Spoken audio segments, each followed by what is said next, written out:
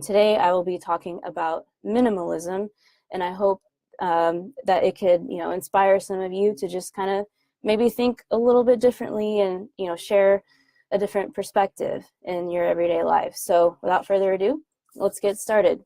So today I'm going to be talking about living with the minimum for a life with maximum fulfillment.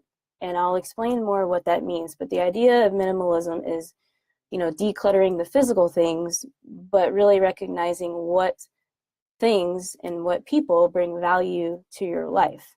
So just a little bit of background of who I am. My name's Marissa Romero again. And for the past 6.5 years of my life, I was a civil engineer. So I got my degree in civil engineering from Sacramento State. And I even got my master's degree in construction engineering from Arizona State University. For those 6 years that I was in the industry, I was a bridge engineer for the Department of Transportation in Arizona. So I worked for an agency called Federal Highway Administration. And, my job consisted of, making sure the nation's bridges in Arizona were safe. So it was definitely a fulfilling career. I'm extremely grateful for it. But, in late 2016 and early 2017, I discovered the online business world. And, I came to a point in my career where I knew I needed a shift, because even though I was happy and I had a great salary and great coworkers and great mentors in the industry, I couldn't see myself doing it for long term. And I knew that my passions lied elsewhere, and I knew my passions lied in the internet and social media and, creating a business online. So that is where I started to do some digging and figure out this whole online business world.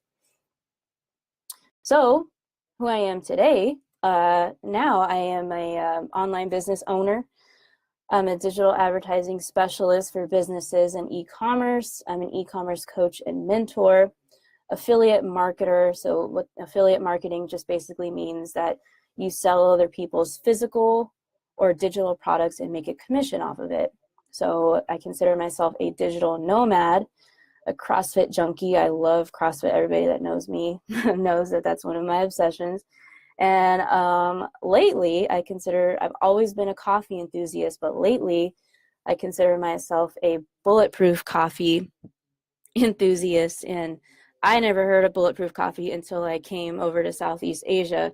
I never, saw it on the menu in the United States, but it's something that gives you energy and helps with weight loss. And it's just this magical drink that I love and became a big fan of. So, my story in a nutshell is I'm a minimalist by default and digital nomad by choice. And, we all know the term nomad, but what is a digital nomad exactly? So it's someone who works online so they can live and travel wherever they choose. And, it's the ability to be able to move instantly at the drop of a hat. So, of course, in order to have this lifestyle, you cannot have a lot of stuff.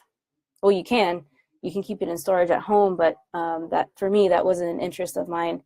So you need to really condense what you have in order to make this lifestyle work. So nowadays, my mindset is minimalism is the only way that I want to live my life. So I love not having much, and I love just having the essentials and the things that bring me value to my life. And I'll explain what that means later on in this presentation. And I forgot to mention, guys, please feel free to ask me any questions. I actually can't see them right now because my screen is full screen, but please feel free to ask questions at the end. I will answer them all. I'll be very happy to, but for now, just, I guess, hold them to type in the chat box later. It's kind of weird not being able to see who's in the room and, where we are exactly in the world. I'm here in Bali, Indonesia, and it's 11:12 p.m. And this is kind of cool presenting to the U.S., the Wisconsin, who's still morning time. So Anyway, all right, back to the presentation. So what is minimalism exactly? So my definition is it's living a minimal life with the essential material you need. And this applies to friends, compromises you make in life. So it really applies to everything, activities you do. So it's eliminating the clutter and focusing on what's important and what gives value to your life. So yes, of course, the most important thing is the physical things, the items in your life, the clothes, the cars, the trinkets, the furniture. Talking about how you can minimalize. I just created a word. How you can minimalize those things, but it also applies to the people who you interact with on a day-to-day life, and activities you do, and habits that you have. So it's a modern day lifestyle movement of living with less material items. So I don't believe that minimalism is still mainstream, because we still have our society is largely based on advertisement and buying stuff and bringing stuff into your home and into your environment. So I do not believe that minimalism is mainstream yet. I know that for a fact because I just found out about minimalism back in November 2017. So just 5-6 months ago is when I found out about minimalism. And so the extreme side of minimalism is getting rid of absolutely everything, living in a room, maybe having a loft or a living area, maybe a small kitchen, but it's living with literally the bare minimum. So, don't get me wrong. I am not a hardcore minimalist, like get rid of everything, go live in the forest and only have 2 pairs of shirts and shorts and 1 pair of shoes. That's not exactly me. There's different, levels, I guess, of minimalism, and it's definitely a lifetime journey to switch to this type of mentality and lifestyle. So but I've definitely gained so much from having to take away stuff from my life. And so just to talk about how this movement started. It started with these 2 gentlemen. They created a documentary on Netflix called Minimalism, and I highly encourage every single person who's watching this video to go watch Minimalism on Netflix if you haven't already, because they are the true experts on minimalist. They live it, they breathe it, they have podcasts about it, they try to spread the word to everybody. And their goal is just to kind of share kind of the opposing American dream is. I mean, what we believe is the American dream sometimes is we're born to want to do well in school so that we can go to college and get a good job, so that we can make a great living, have a family, and buy stuff. To buy nice cars, to buy nice name brands, the latest TV, the latest phones, furniture, toys, whatever it is in our lives. We believe that our traditional path to success is having stuff. And so they kind of present a sharp contrast to that. And, they present the opposite, where if you take away 90% of the physical items in your life and look at what's left, you really get to see the value and importance of the things that you need and matter more.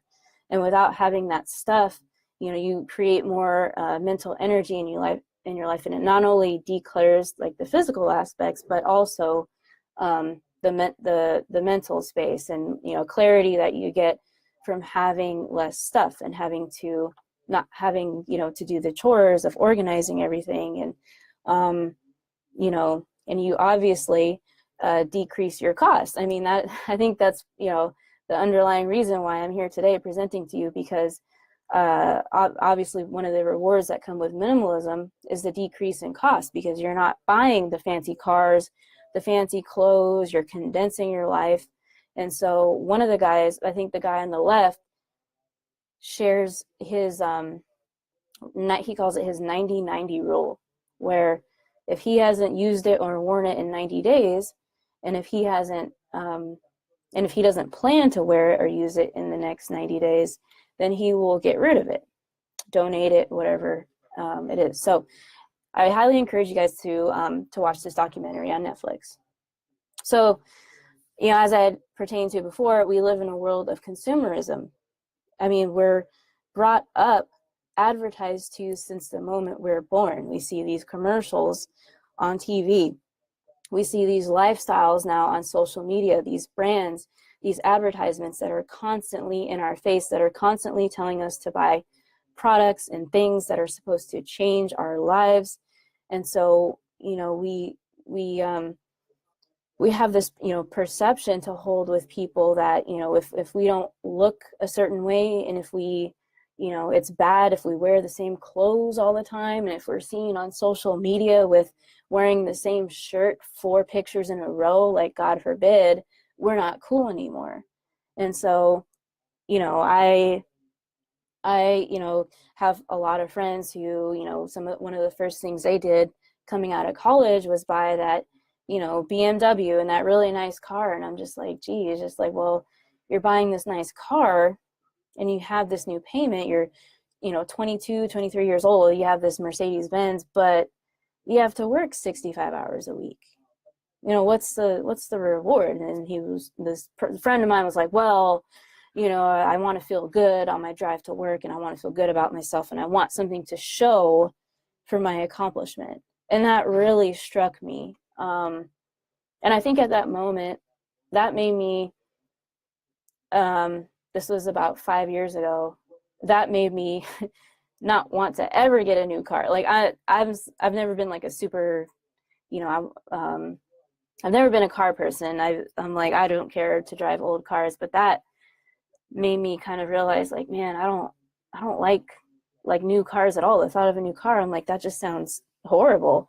The payment, the insurance, the gas, you don't want anyone to scratch it, touch it, like sweating it. But anyway, so yeah, we, you know, that is how we portray success in the American society, in my opinion, is, you know, buying stuff to make us feel good and to present ourselves in a certain way. So I watched this video on YouTube. Feel free to watch it later on. But this girl tries minimalism for a week. She's an influencer on YouTube. I forget her name, but you can Google that later on. And she counts all the junk that's in her room. 14 pieces of wall decor, 55 books, 25 candles, 13 journals, 53 makeup bags, makeup items, 123 beauty items, 24 pairs of shoes, 15 purses, 22 miscellaneous accessories. Holy crap. And I watched that and I'm laughing because I'm like, Marissa, this is exactly how your room was before you minimalized. But this is how we live. Like, we stack up things and things pile on like year after year, you know, month after month. And it's kind of crazy to think like one person, they needs this many items. So we all can relate to this electronics drawer. Like, we save chargers and old mouses and batteries and things that we think we'll need in the future, but we end up like not ever using. And, you know, I was like, I'm definitely have 1 or 2 of these drawers, or had. And I remember saving the iPhone 1, like the very first iPhone 1 that came out in 2006. I'm like, yeah, I'm going to save it forever. I'm going to sell it. And I go looking for it one day and I can't find it. I'm like, oh, geez, like, what's the point of that? And I had all the iPhone, you know, original accessories saved up in a drawer, so that I was like, okay, when I sell my phone, I'll have the charger to give away too. And I'm like, that was dumb and a waste of space. So, you know, we have the mailbox, and, you know, we have the kitchen drawers that are just filled with stuff. I mean, we all have the, you know, random coin change dish that we just throw coins and receipts and whatever little trinkets that we have into the dish, and it's just always there, and it's just, it'll never leave because we always need something to put things, you know. So I think we could all relate to, you know, one of these pictures. So when I was decluttering, I had a entire box. It was a big Tupperware, you know, 2x4 box of old clothes, like keepsake clothes that my mom had saved for me. And like, oh man, I love my mother. She's the reason why I'm like organized and like, you know, OCD about certain things in my life. But I'm like, she kept everything. And I don't blame her, because, you know, we are taught that we want to just hold on to things, like our first kindergarten drawings, our you know, sixth grade basketball jerseys, our first pair of track shoes, our first awards that we get in seventh grade, like whatever it is. And, you know, I looked at these jerseys and I'm like, why? Like, I don't, and when I felt them in my hands, I felt nothing.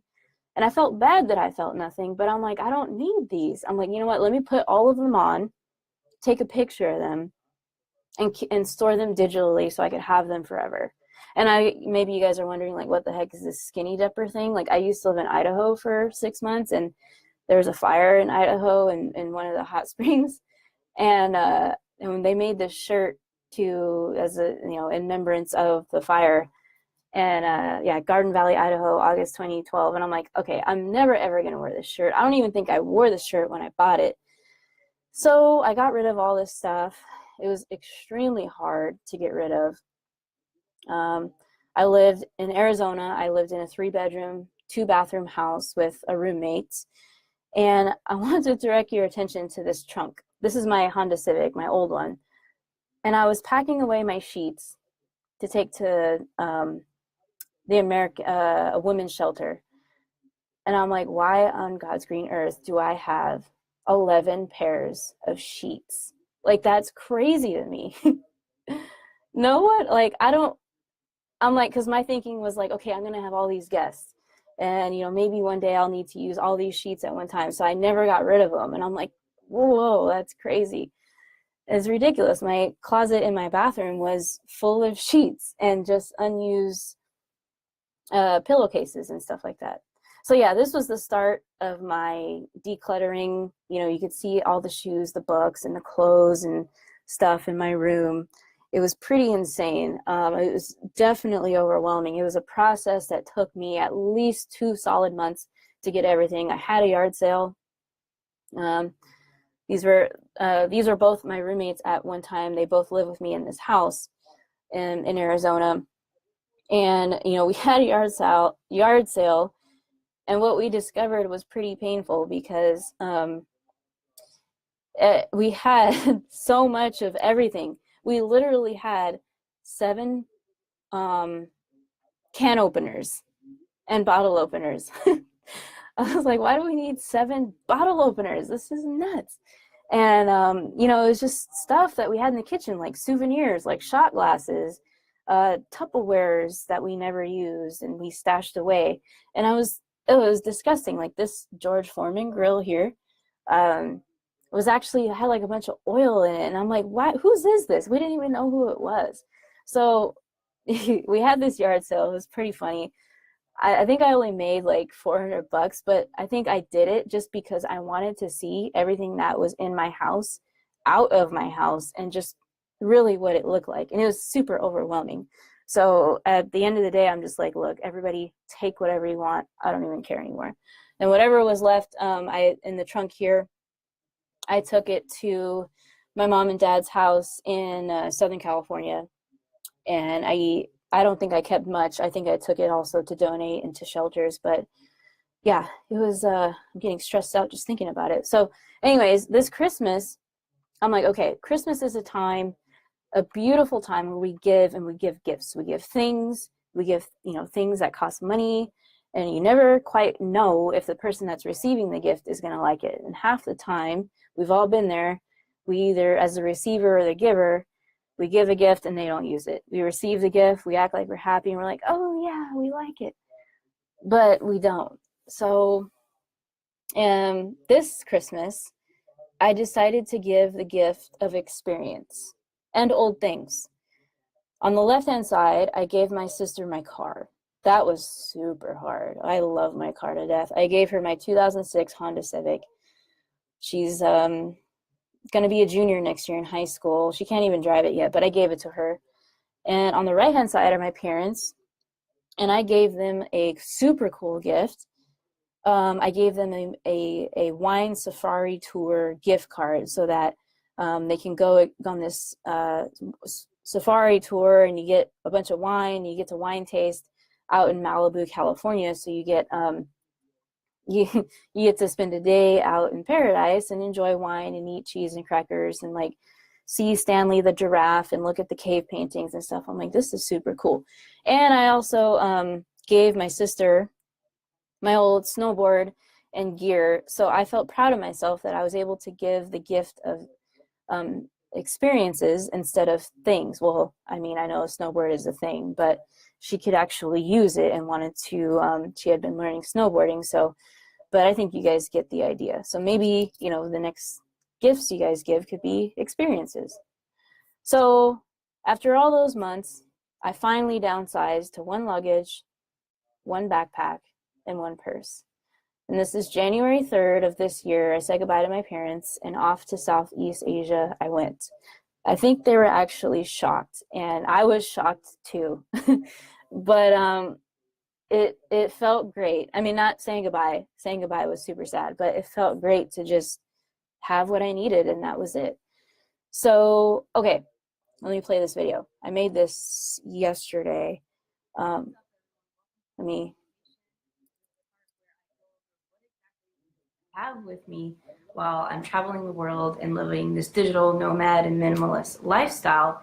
So just real quick before I show you, just the room, the studio apartment that we rented on Airbnb for 1 month, it cost $375 US. So that's total. That includes Wi-Fi, utilities, all that stuff. So the owner here is really nice, and he's Indonesian, and we've really, you know, had a nice stay since we've been here.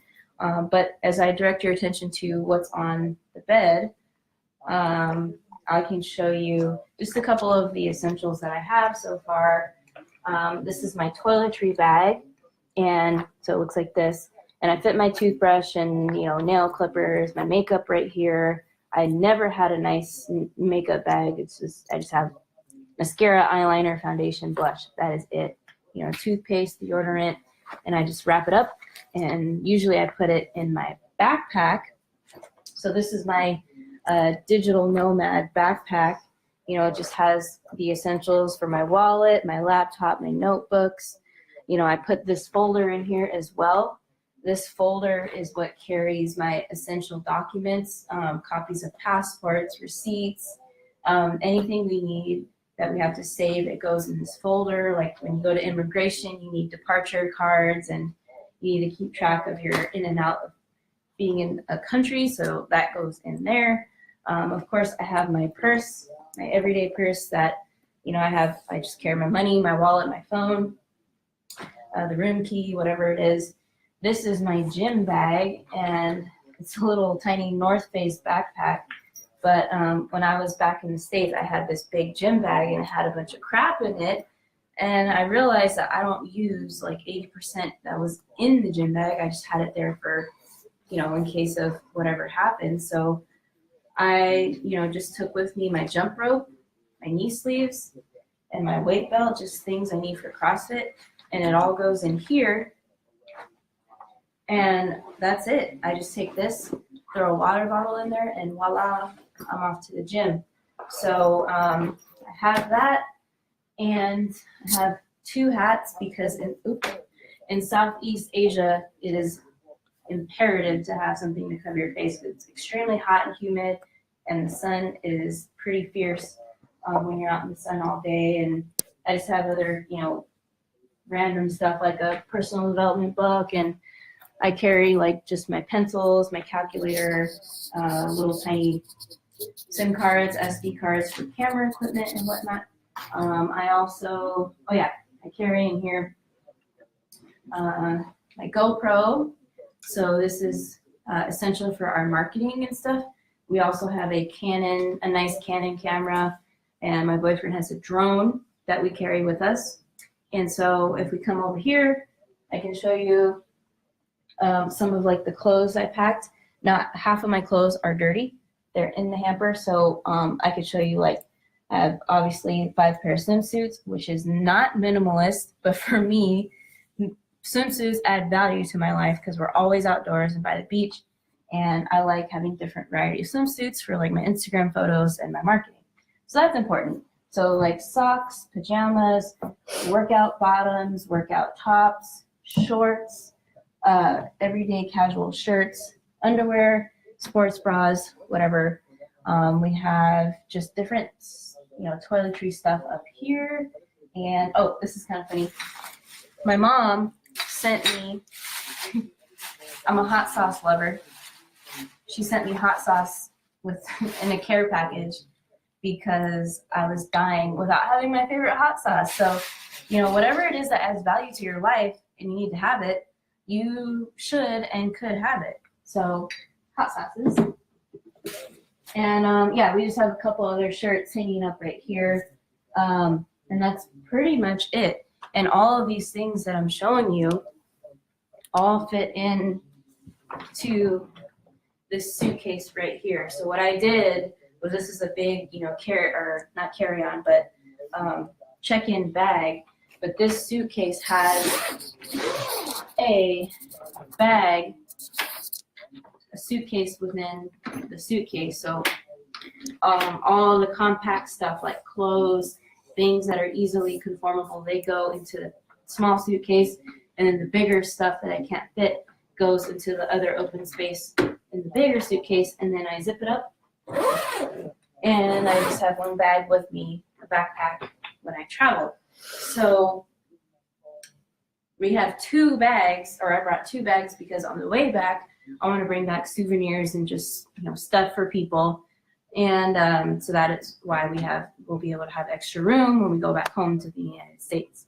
So we're gonna go outside in a second, and I'll show you the outside and a couple other things. So I wanted to show you guys also the shoes I brought, because shoes take up a ton of space in suitcases and in our home. So these are my shoes here. I bought this pair in Thailand, and it was like $3 US because I needed a pair of flip-flops. These are my going out shoes. These are my everyday going out and casual shoes.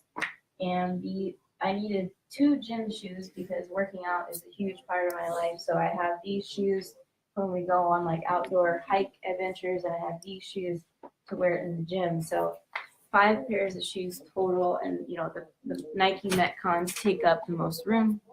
And so I didn't want to bring too many pair of big shoes. So this is our front yard to our house, and it's pretty cool. It has, there's Wi-Fi out here, and we could just sit there on our laptops and work if we need to.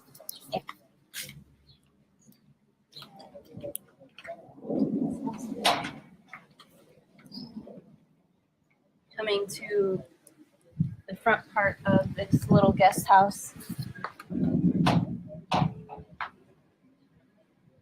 This here is the scooters are the #1 way of transportation on the island, and this is our scooter right here. To rent it costs $53 US a month, and my boyfriend and I, we ride it to everywhere, to get food, to go work, to the beach, and so we have 2 helmets, of course, and this is what we use to get around. This is our mode of transportation. And so, but just what I wanted to highlight about the scooter is that, compared to something we drive in the US, a lot of people have at least $200 to $300 car payments, plus insurance, plus gas. And so, the cost cut back on transportation here is pretty crazy. And that is about it. That is a tour of the home. Okay. I hope you guys can still all hear me. I'm assuming you can. All right, so let's continue with this presentation. All right, so people think it's expensive to travel, and it can be, but if you do proper planning, it doesn't have to be. So this is our receipt on our itinerary from Los Angeles to Phuket, Thailand. This is $504.80, and that is for the 2 of us. So people are like, you stole the flight tickets. They were $218 per person to fly to Thailand. And it was, I know that price is like unbelievable. We were able to fly with China Eastern Airlines was the airline company we went with. And it was, I think we bought it like 3 months in advance. But, you know, if you plan properly, flying to Southeast Asia is super cheap, at least out of Los Angeles. So if you can get like a free flight to Los Angeles with rewards points and fly out of there, it'll save you a bunch of money. So before I get into the cool part about my presentation, which I think is cool, I'm going to talk about just a budget for, you know, creating a budget for yourself. So most millennials, or at least in my experience, don't have budgets that they have for themselves because it's painful to look at, like how much money you spend. Like no one wants to know how much money you spend, but I highly encourage it. It's almost a must of life. Like my parents keep track of every little cent, and I'm like, oh my goodness. And I did that the past month, not only for actually this presentation, but also so that I could be aware of where my money is going. So this is what my spreadsheet looks like. These are the categories that I organize my spending to keep track of. Okay, so now we're going to get into what I actually spent in Thailand. So $1 equals 31.55 baht. So baht is the currency in Thailand. Rent in Thailand was 12,000 to 15,000 baht per month. So that's $393 to $490. So we switched rooms a couple of times. We were there for 3.5 months, and that's about what we spent per month. In Arizona, the 3-bedroom, 2-bathroom house that I rented in Tempe, Arizona was $1,500 a month. So I actually paid $750 for my piece of it. And, you know, just like everywhere else in the US, everything's becoming more expensive. And the typical price of rent in the East Valley of Arizona for like a 1-bedroom is at least $800 to $1,100. So let's talk about food. On the cheap side of Thailand, so you have your pad thai, your chicken penang, like all the Thai foods that they serve at restaurants. You can get a meal for anywhere between 120 to 220 baht. So that's what the conversion is in US dollars. In the picture, I have in the middle, I have a picture of what they call it in Thailand, they call it breakfast Americano, American breakfast, and that's typically what it looks like. And, you know, I would laugh and I'm like, oh, well, where's the pancakes? Like, where's the hash browns and the biscuits and gravy? But, you know, it was good enough. And, you know, and then on the right-hand side, this is a poke bowl, and it cost 180 baht. So, you know, that's kind of the range of your typical prices in Thailand. There is street food, again, you can get for like a meal for 70 to 90 baht, which is, you know, $2 to $3, a little over $3. And, but like I said, you know, you're going to be constantly looking for, you know, hole in the wall type places. And, you know, eventually you're going to want to eat at a little nicer place. So the food on the more expensive side, when you're going to your luxury 5-star resorts out on the island, you're going to be paying a little bit more, obviously. So more like 300 to 600 baht.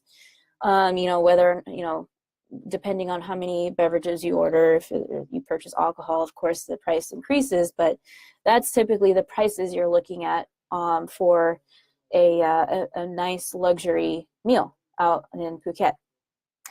And just so everybody knows how much I spent, since I was saving a ton of money on rent and I love food and food brings so much value to my life, I spent about $500 a month on food.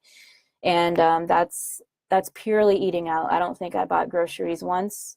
Do I miss cooking at home? Yes, but not really, because I wasn't someone who loved cooking at home. But, you know, I do miss a lot of it. Like I miss having, you know, eggs to prepare and whip up in the morning. I never did it. We always ate out for every single meal. So I spent $500. Yes, you can spend way less. You could easily spend under $300 a month on food.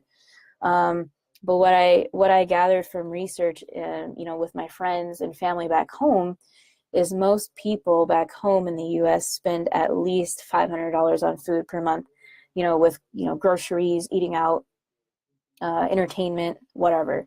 So, and that's kind of on the lower side in the US. So, that's what I spent in Thailand, and then I wasn't, feeling too bad about it.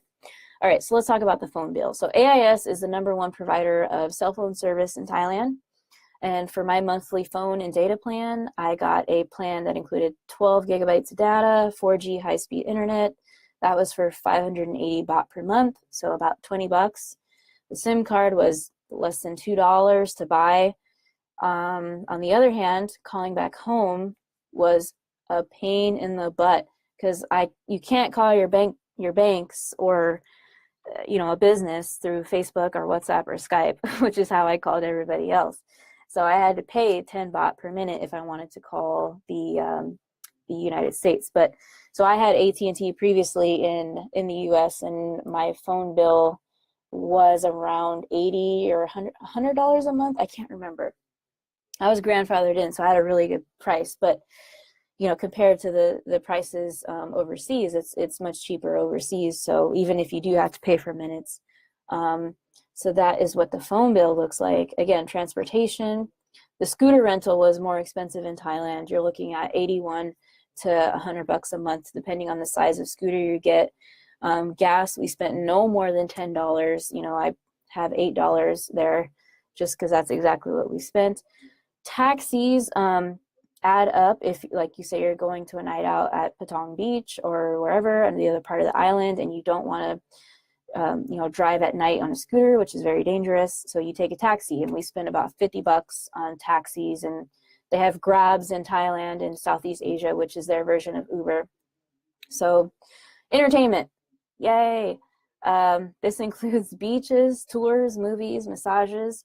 We spent just under $300 in entertainment, which includes, and this is for 2 people, a 2-day trip to Phi Phi Island, which included the ferry ride round trip, which included a private longtail boat tour, which also included the celebration of Songkran, which is the Thai New Year. So with Songkran, you have to buy water guns. It's a day full of just water around the country, and it's kind of like a big street water party. So that costs money. That included a Patong Muay Thai fight, so the admittance to a Muay Thai fight. So Muay Thai is the official sport in Thailand, and it is pretty inexpensive to go to those fights. And it included 3 massages. So everyone wants to know about the Thai massages. So a Thai massage is just under $10, versus 80 bucks per hour in the US. So this is my massage therapist. She was amazing. Like, I would go to her at least weekly. Laundry is a little different in Thailand. We had to take it to get washed, dried, and folded.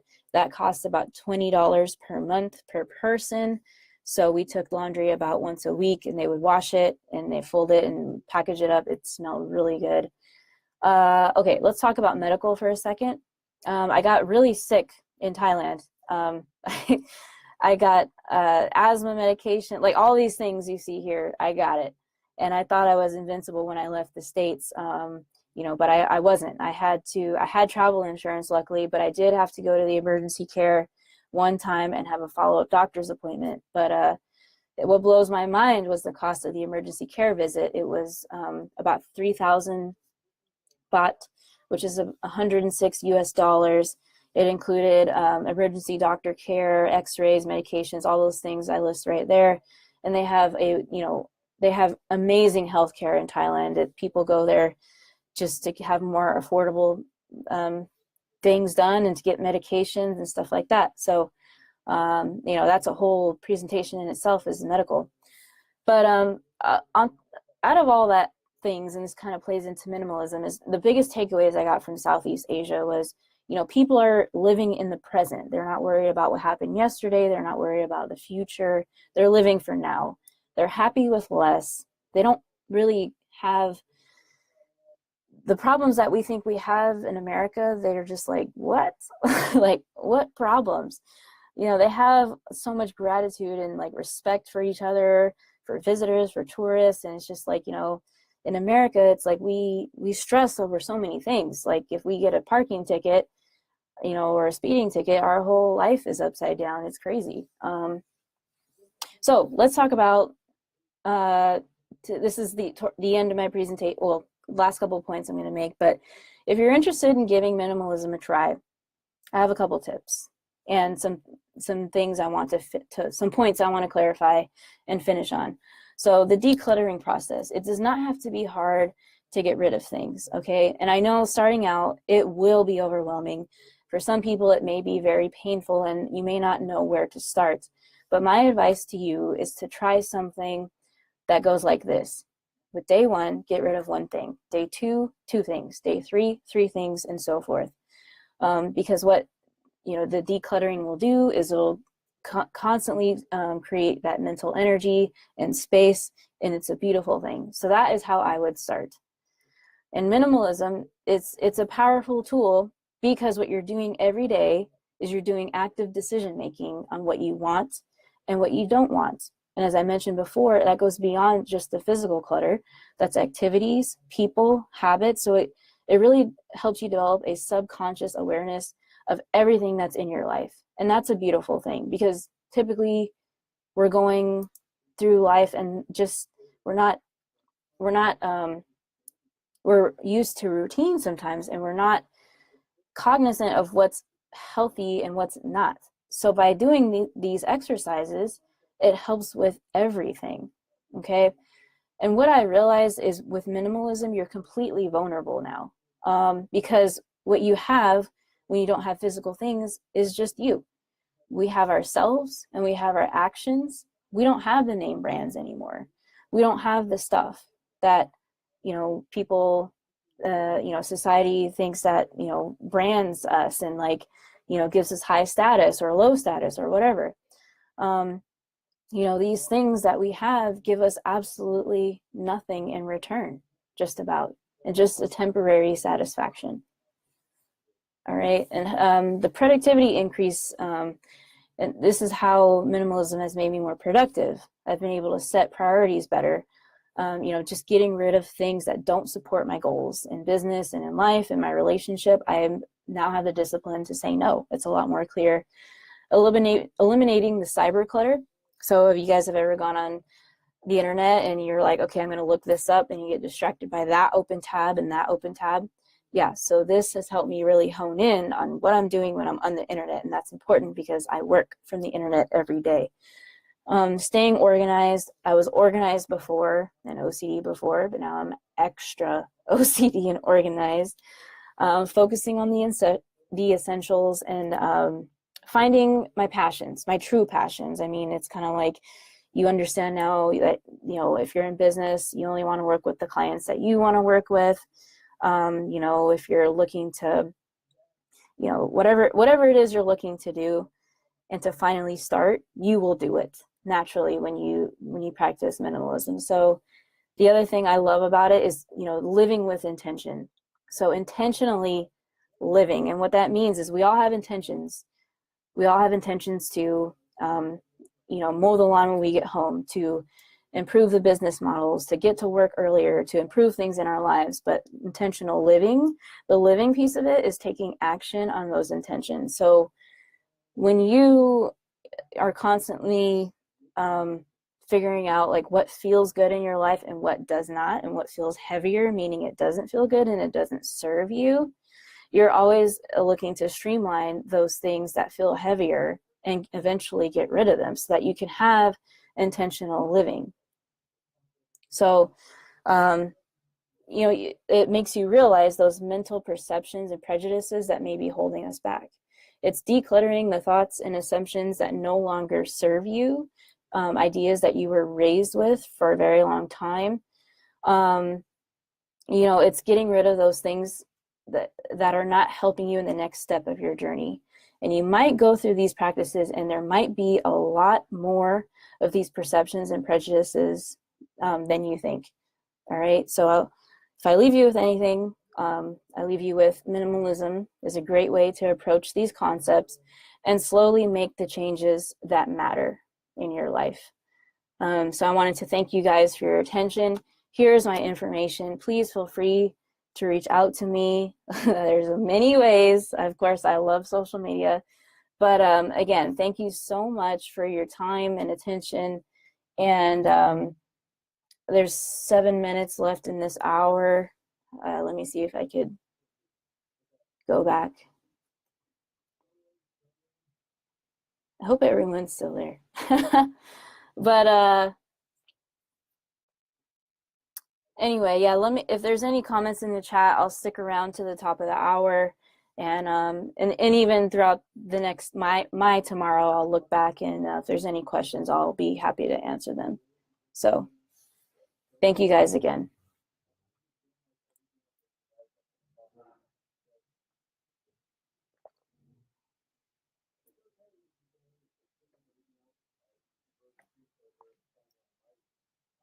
We are here. Oh, thank goodness. Good.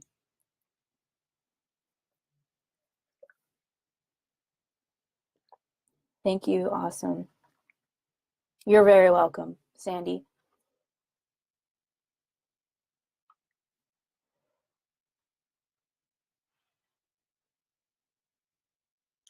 Do you think you could do this if you were still in the States? Yes, absolutely. As a matter of fact, my first intention when I get back to the States is getting rid of all the clothes I have now because I'm sick of them. So I'm going to donate all those clothes and rebuy, a second set of clothes. But yeah, I absolutely think that this is, for me, a lifetime change for sure. And I will no longer ever have 7 bottle openers in my kitchen. I promise that.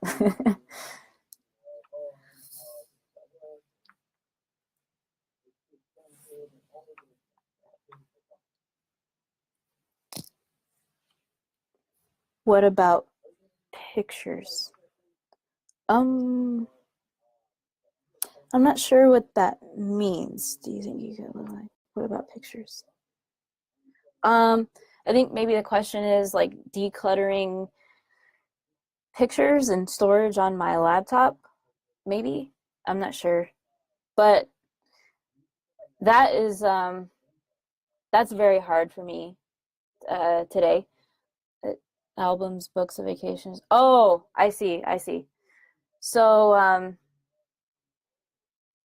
well, I never had physical albums of pictures and stuff like that. My mother does. Um, I could encourage her to scan them and store them digitally, but she doesn't have to. I guess my thing, or what I want to highlight, is if things bring value to your life, like bookshelves. If you love the smell of books and you have to have a bookshelf in your house full of books, then keep the books. Like, you don't have to get rid of everything if you don't want to. Like I said, it's a lifestyle. Um, it's a whole journey throughout your life to realize like what's important and what's not, and that will change like throughout your whole life. So you don't have to get rid of everything sentimental, but it just makes you aware of things that really do matter, that are sentimental. Like, do you really need the kindergarten drawing from years ago? If you do, absolutely, then keep it. I'm a resident of um I'm a resident of Arizona. I think. My business, my LLC is in Arizona, but I have no physical address. I do have a mailbox in California. Oh, but right now we do live in Bali, Indonesia, so we'll be here another 2 months, and then we head back to the United States for the summer, and then probably off to South America in the fall.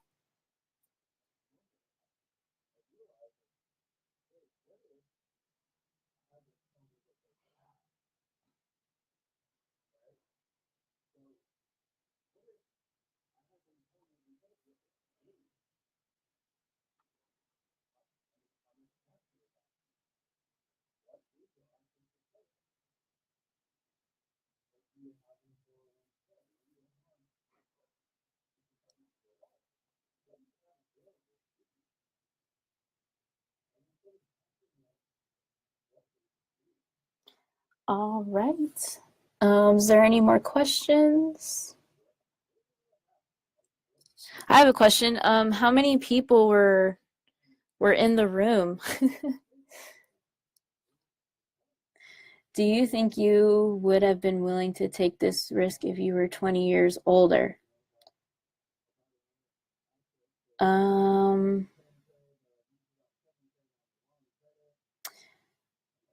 that's a good question. That's so hard to say, but it's hard to say what my life would have looked like in 20 years. I probably would have a family and a bigger house, but I absolutely think that I would have done this at some point in my life, whether it was this year or 20 years from now, just because of the online space that I'm in. And I actually do know people in this space, not only in the online space that are online marketers, but I've met families that are on the road. I met families in Thailand that are from, Europe mostly, some in Australia, but they have kids. I mean, they travel, as families. They have, infants, toddlers, 7-year-olds, and they travel with together. And they have, the essentials. They go from, Thailand to Bali, to different areas of Southeast Asia. A lot of people are here in Southeast Asia to train. A lot of people come here after they quit their jobs. A lot of people come here to just live and work like we do. So yeah, I absolutely think I would have done this 20 years from now. Is there a large U.S. retirement population there? No, not really. Everyone that I met from the U.S., which was not a lot of people, there's not that many people in the Southeast Asia from the U.S. for some reason, but people, yeah, I actually haven't met anyone from the U.S. who's